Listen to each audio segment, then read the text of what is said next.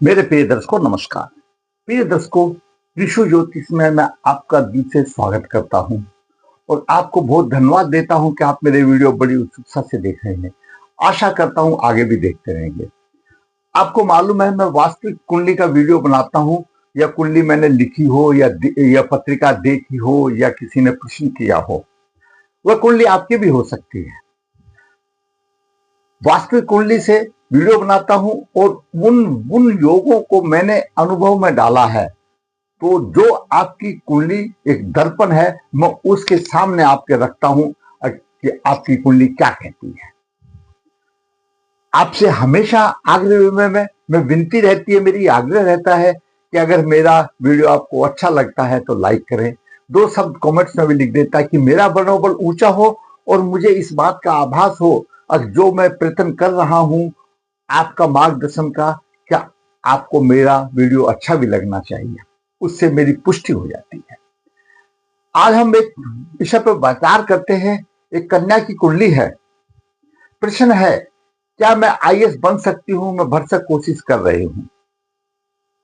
दर्शकों, बहुत अच्छा प्रश्न है और आजकल का युवा वर्ग की ये चेष्टा रहती है कि हम आगे बढ़े, निरंतर आगे बढ़े। तो विचार करते हैं उसकी कुंडली में क्या है, उससे आपका भी मार्गदर्शन होगा और उस कन्या का भी मार्गदर्शन होगा। दर्शकों, ये कुंडली के 12 भाव है। ये लगन है और लग्नेश है। इसका स्वामी लग्नेश है। कोई भी राशि यहां लिखी है आपकी, उसका स्वामी लग्नेश होता है और लग्नेश स्वयं का प्रतिनिधि होता है और वो स्वयं है। सबसे पहली बात तो लगन लग्नेश बलवान स्थिति में होना चाहिए।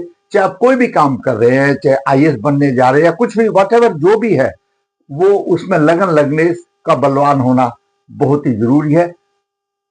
उसके बाद आता है, उसमें कुछ बिंदु मैंने पहले भी आपको बहुत बताए हैं, आज भी मैं बता देता हूं। तीर्थ भाव लेखन शक्ति का है। आज के परिवेश में, आज के वातावरण में हम लिख करके अपने विचार व्यक्त कर देते हैं, लेकिन आईएएस एक ऐसी प्रतियोगिता है जिसमें लिखित के साथ साथ मौखिक भी होता है। और दर्शकों, आईएएस पहले राजाओं का जमाना होता था, तो ज्योतिषशास्त्र पहले बना हुआ हम ये कह देते हैं राजयोग है। आज हमारे भारतवर्ष में भारतीय प्रशासनिक सेवा जिसको कहा गया है, इंडियन एडमिनिस्ट्रेटिव सर्विस कहा गया है, एक उत्कृष्ट सर्विस है। ये राजाओं की भांति है। आज का समझो राजा तो यही है, या तो आईएएस हो गया, या मंत्री हो गया, या मुख्यमंत्री हो गया, या राज्यपाल, मतलब इसी कैटेगरी, ये सब राजा में ही आते हैं। तो राजाओं जैसी उसकी उत्कृष्ट सर्विस है और इसके अपने आप में बिंदुएं हैं। एक हमारे नौजवान ये समझ लेते हैं कि मैंने अंक अपने एकेडमिक ईयर में तो बहुत अच्छे प्राप्त कर लिए, लेकिन जब वो प्रतियोगिता में जाता है ना, तो प्रतियोगिता में आजकल की प्रतियोगिता पॉइंटों पर रह जाती है। पहला जमाना नहीं है। वैसे आजकल के युवा को अच्छा अनुभव होगा, लेकिन मैं अपना अनुभव बताता हूं कि हर वर्ष एक सिविल सर्विस परीक्षा होती है जिसमें 800-900 का चयन होता है और जिसमें से वैकेंसी के आधार पर कुछ ही आईएएस गिने लिए जाते हैं, कुछ विदेश सर्विस होती है, कुछ रेवेन्यू सर्विस होती है, कुछ रेलवे सर्विस होती है जिसको अलाइड वगैरह आदि बोल देते हैं। सबसे अंतिम पोस्ट सिविल सर्विस की सेक्शन ऑफिसर्स की है, जहां तक मैं जानता हूं। अगर मेरे दिमाग का अपडेट पूरा नहीं है तो मेरे ज्ञान की वृद्धि आप कर सकते हैं। और अगर जब हम मिनिस्ट्री में जाते हैं तो आईएएस का निम्न पद अंडर सेक्रेटरी का होता है और अंडर सेक्रेटरी एक बहुत वैल्यूएबल चीज है। अगर हम फील्ड में जाते हैं तो आईएएस की मिनिमम पोस्ट एक डिप्टी कमिश्नर की है, जिला अध्यक्ष बनते हैं। वो बात अलग है कि ट्रेनिंग के दौरान तो उनको एसडीएम लगा दिया, ये लगा दिया, उधर लगा दिया, मतलब एक है। तो ऐसा है और इसकी एक कठिन परीक्षा से परीक्षार्थी को गुजरना पड़ता है। पहले प्रीलिमिनरी होता है, फिर मेन होता है। लेकिन निकलते तो अपने ही बच्चे हैं ना, दूसरे तो आते नहीं है, निकलते ही तो अपने बच्चे। हाँ, इतना जरूर कहूंगा, जो बच्चा आईएएस की तैयारी कर रहा है तो बाकी सर्विस के लिए वो बैकडोर है और दूसरी अच्छी सर्विसेज में जा सकता है। जिसको नहीं मिलती है निराश मत हो, उससे छोटी नीची सर्विस में उसको आसानी से जा सकता है। तो उसका माइंड इतना डेवलप, ऐसा जो आईएएस बन गया है वो उसका तकदीर था, लेकिन जो रह गया वो भी उसके बराबर का ही गुणवान तो है, लेकिन शायद उसका भाग ने साथ नहीं दिया। आप ऐसा सोचो, निराश होने की जरूरत नहीं है। लेकिन फिर भी मैं बताता हूं, तीर्थ भाव लेखन शक्ति का है। अगर चतुर्थ भाव का प्रभाव लगन पर है, चतुर्थ भाव का स्वामी सप्तम में हो या लगन में हो सकता है, तो ऐसा जातक किसी सभा में बोल नहीं सकता, मूक हो जाता है, वाह में मौखिक में रह जाता है, उसको याद नहीं आता और बाद में पछतावा आता है। मेरे को तो पूछने वाले ने ये प्रश्न पूछा था तो मुझे याद था, बताया नहीं। ये कंडीशन आ जाती है अगर चतुर्थ भाव का स्वामी लगन को डाले। क्यों डाले? चतुर्थ भाव सुख का भाव है, उसका ध्यान बढ़ जाता है अपने सुखों की तरफ, उसको सुख ज्यादा मिलते हैं और आईएएस में निकलते हैं संघर्षहीन बच्चे वाले ही निकलते हैं, जो मैंने अनुभव में देखा है। आप ऐसा मत सोचिए कि मैं यूट्यूब पर खड़ा होकर के आपका ये मार्गदर्शन कर रहा हूं, मैं भी कुछ इन सब पीढ़ियों से गुजरा हुआ हूं, मैंने देखा तो है, अनुभव तो है, पूरा नहीं तो थोड़ा है।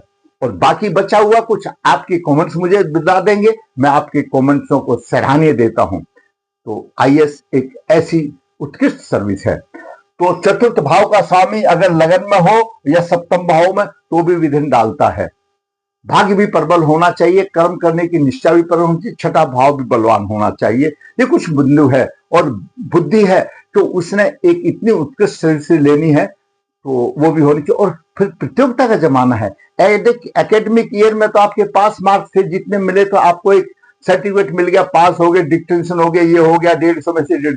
लेकिन ये प्रतियोगिता है, यहां पर तो प्रतिद्वंदी पॉइंटों पर भी खड़े होते हैं, मार खा जाते हैं। तो जो मेरे नौजवान उसकी तैयारी में है वो अपना करते रहिए, इन बातों को भी ध्यान रखिए। फिर दूसरा आता है ग्रहों की दशाओं पर, अशुभ दशाएं आ जाती हैं तो भी अच्छे होनहार बच्चे भी पीछे रह जाते हैं। आइए विचार करते हैं देरी ना करते हुए, क्या मैं भारतीय प्रशासन सेवा में जा सकती हूँ? मैंने अपनी तरफ से लिखा, पहले अपने आप को संभालो, बाद में भारतीय प्रशासन में जाना। कन्या का जन्म है 19 सितंबर 1996 शुक्ल पक्ष अनुराधा 3 गुरुवार को।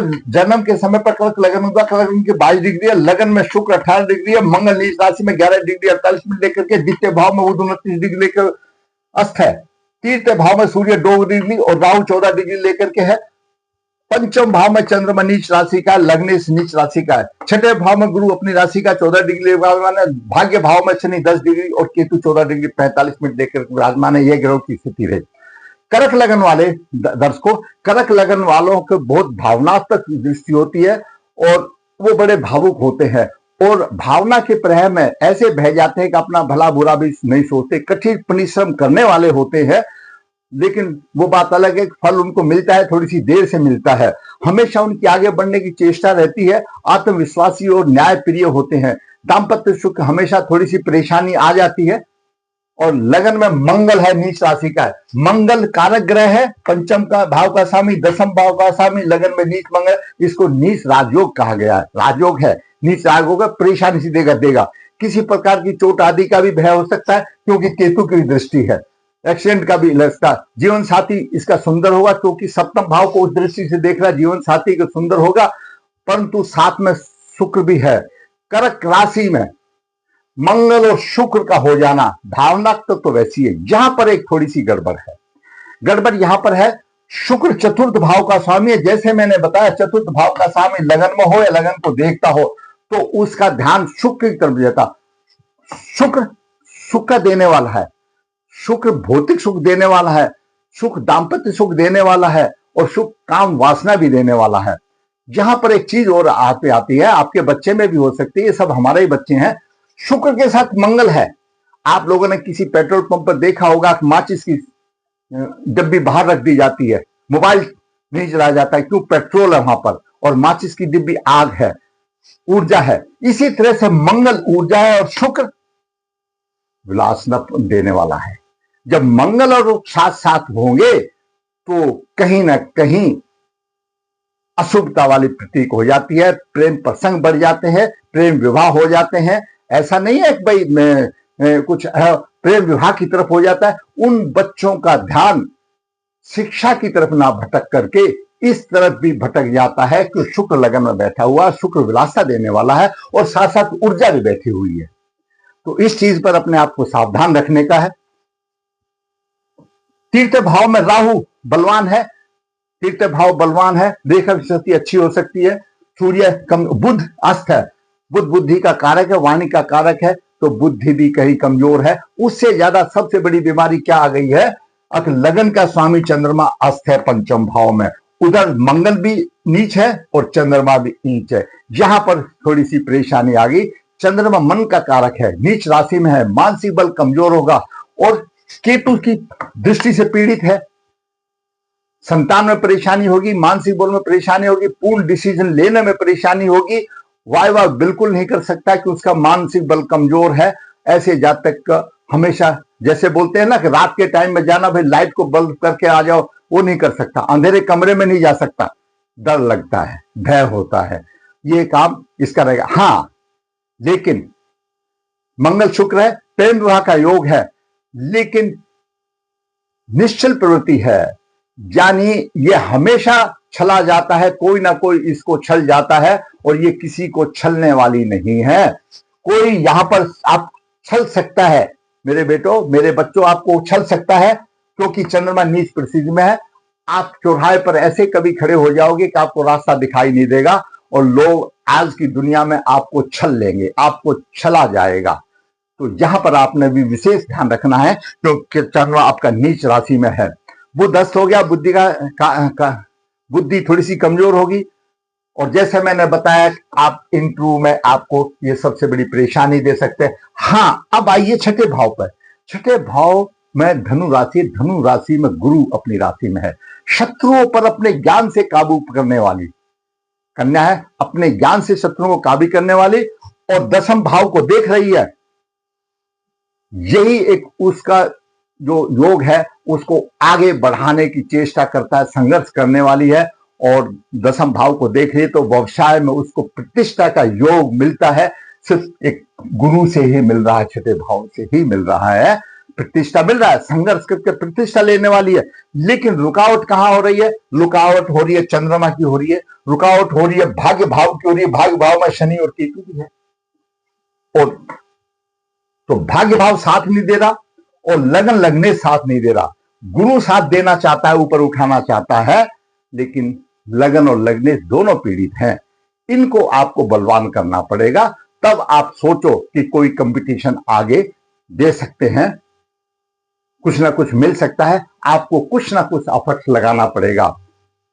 केतु की दृष्टि मंगल पर भी है, केतु की दृष्टि शुक्र पर भी है। यहां पर एक नौकरी की तो बात छोड़ दिए, जब शुक्र पीड़ित हो गया तो आपका दाम्पत्य जीवन भी पीड़ित हो गया। आपने अगर बिना सोचे समझे प्रेम विवाह कर लिया, केतु की दृष्टि है, तो विच्छेद होते हुए भी देर नहीं लगती, वो भी देर नहीं लगेगी। तो उसमें भी आपको सोचना है। गुरु धर्म के मामले में कमजोर है, यहां पर छठे भाव में है, धर्म के मामले में कमजोर, खर्चा अधिक है, संघर्ष करने में पीछे नहीं हटता जैसे मैं बता दिया, और ज्ञान से शत्रुओं को दबाएगा, अच्छा करेगा और धन भाव को भी देख रहा है। तो गुरु आपको मदद दे रहा है, आपको ज्ञान की वृद्धि दे रहा है, शत्रु को भी पीछे पछाड़ रहा है, लेकिन स्वयं आपका लग्नेश ऐसा है अब लोग आपके साथ छल करेंगे, उस छल से आपको बचना होगा। आपको लग्नेश को बलवान करना पड़ेगा। चंद्रमा केतु से पीड़ित है, इसके आपको शांति करानी पड़ेगी। लगन केतु से पीड़ित है, शुक्र केतु से पीड़ित है, मंगल केतु से पीड़ित है, इनकी आपको शांति करानी पड़ेगी। तो आप अच्छा स्थान प्राप्त करने की उम्मीद रखो। नहीं तो आपके थोड़े से कमजोर ग्रह हैं, हिम्मत मत हारो, थोड़ा सा उपाय करो, थोड़ा सा आगे बढ़ो, तो कुछ ना कुछ करो, बिना किए हुए आपको नहीं मिलेगा, इतना आसानी से नहीं है। क्योंकि लगन पीड़ित, लग्नेश पीड़ित और द्वादश यानी 9 भाव पीड़ित, तो इनको बलवान होना आवश्यक है। दसम भाव ठीक है, दसम भाव का स्वामी मंगल नीच राशि में थोड़ा सा प्रयत्न करके मिलेगा, आपको मंजिल तो मिलेगी, लेकिन ये जरूरी नहीं है कि आप आईएएस बन जाएं, लेकिन आपको उपाय करना चाहिए। उपाय करके आप अपनी राह आसान कर सकते हैं। तो नीच, मंगल नीच है, लगन दोष आ गया है, केतु से पीड़ित है। उपाय करें, मंगल का रत्न धारण करें, शिव जी की आराधना करें और अच्छे फॉरवर्ड की तरफ सोचे, अच्छे की तरफ करें, भगवान आपकी अवश्य सहायता करेंगे। अगर आपको मेरा वीडियो अच्छा लगा तो मैं कहूंगा आप लाइक करें, शेयर करें, और जिसने चैनल सब्सक्राइब नहीं है सब्सक्राइब करें, ताकि आने वाली वीडियो भी आपका मार्गदर्शन कर सके। धन्यवाद।